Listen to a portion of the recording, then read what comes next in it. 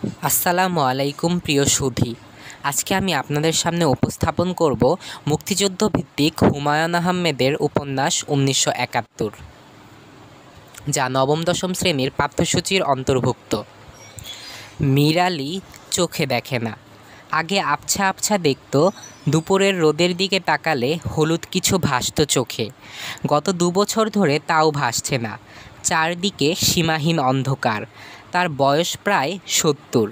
এই বয়সে চোখ কান নষ্ট হতে শুরু করে, পৃথিবী শব্দ ও বর্ণহীন হতে থাকে।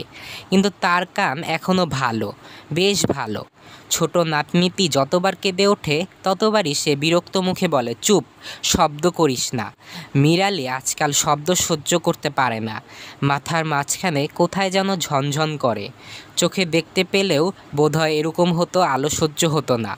বুড়ো হওয়ার অনেক যন্ত্রণা। সবচেয়ে বড় যন্ত্রণা রাত দুপুরে বাইরে যেতে হয়। একা একা যাওয়ার উপায় নেই।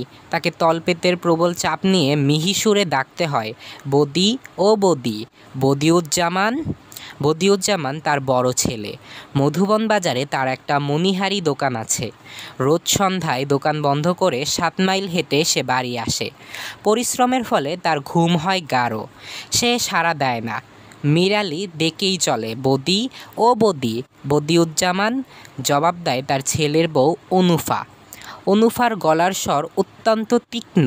সেই তীক্ষ্ণ স্বর কানে এলেই মীর আলীর মাথা ধরে। তবু সে মিষ্টি সুরে বলে, ও বউ, একটু বাইরে যাওন দরকার, বদিরে ওঠাও। অনুফা তার স্বামীকে জাগায় না। নিজেই কুপি হাতে এগিয়ে এসে শ্বশুরের হাত ধরে। বড় লজ্জা লাগে মীর আলীর, কিন্তু উপায় কি? বুড়ো হওয়ার অনেক যন্ত্রণা, অনেক কষ্ট।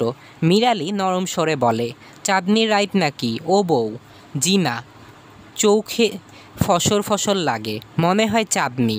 না, চাঁদনি না, এইখানে বসেন, এই নেন বদনা। অনুফা দূরে সরে যায়। মীর আলী ভারমুক্ত হয়। অন্যরকম একটা আনন্দ হয় তার।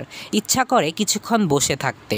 অনুফা ডাকে, আব্বাজান, হইছে? হ। উঠেন, বইসা আছেন কেন? ফজর ওয়াক্তের দেরি কত? দেরি আছে, আব্বাজান উঠেন।